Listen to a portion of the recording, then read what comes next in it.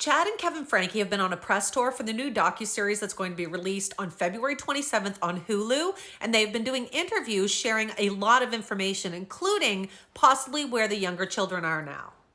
In August of 2023, Ruby Franke and her family's therapist, her business partner, Jodi Hildebrandt, were both arrested and charged and sentenced for what they had done to the two youngest Franke children. Kevin admits that he does still love Ruby, but he says, "I'm not ashamed to say that after being married over 20 years to that woman, I truly did and still do love her. But that doesn't excuse what she did, and it doesn't excuse how she hurt our children and how she hurt me. There's some bridges that you just can't cross and then cross back. She burned the bridges, and so I'm moving on, and I'm going to do what's best for my children, my family, and for myself, and that's not going to include her." Do you still love her? I do. I don't think I'll ever stop loving her. Does that mean that I want to let her back into my life, let her back into my kids' lives? Absolutely not. Kevin, his son Chad, and his daughter Sherry are speaking out for the first time in an in-depth interview in a 3-part series on Hulu called Devil in the Family: The Fall of Ruby Franke. Kevin shared he is still in the process of divorcing Ruby and saying that they are closer now to reaching a settlement. He refused to talk about the details, and he and Chad also refused to talk about the younger children during any of the interviews.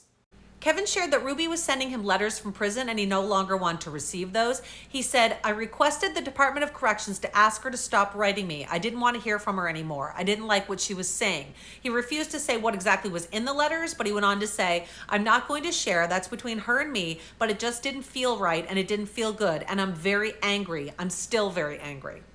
Kevin said it's almost been a year since he's last heard from her. The letters stopped last March or April. During the interview, Kevin and Chad shared that the early life of their family was actually pretty normal. Chad said he has great memories from when he was younger. Now, the interviewer did ask him when things started to change, and this is what they had to say. At what point did it all change? I think once companies started coming to us offering big money for scripts. Be excited to tell them where your name came from, even if you have to fake it. Fake being happy. Okay? I don't know if I can right now. It was a chaotic experience. So lots of yelling, lots of snapping, and lots of timeouts in the corner. One of the main questions people have is how could Kevin Franke let this go on for years with his family? And especially, how could he leave for a year, not talk to his family or see them at all? And the interviewer asked him about that.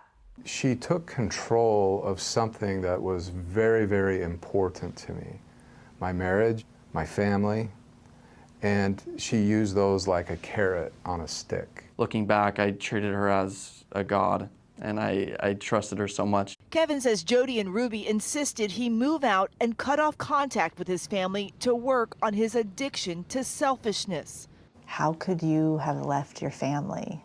The bottom line is that I was choosing to trust a licensed professional mental health counselor and my wife, and they gave some terrible counsel.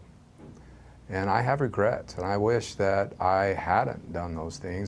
In the answer to the next question, it does sound like Kevin may have custody of his 4 youngest children now. His lawyer said last year that they felt like the situation with custody was going to go on until probably September, and then they felt Kevin would get custody of the children.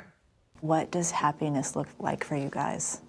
Enjoying time with my siblings, it feels a lot more free. It's wonderful to be surrounded by my children. There's laughter again.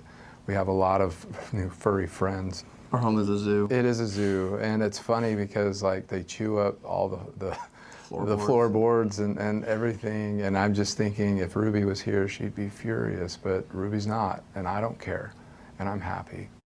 ABC News said they did reach out to Ruby Franke and Jodi Hildebrandt in prison to see if they wanted to provide a statement, and Ruby Franke did. We reached out to Jodi and Ruby for comment. Jodi had no response. Ruby responding, saying she does not want to cause any distress to the Franke children and wants them to know they are loved and her priority. You can watch the new docuseries Devil in the Family: The Fall of Ruby Franke on Hulu this Thursday.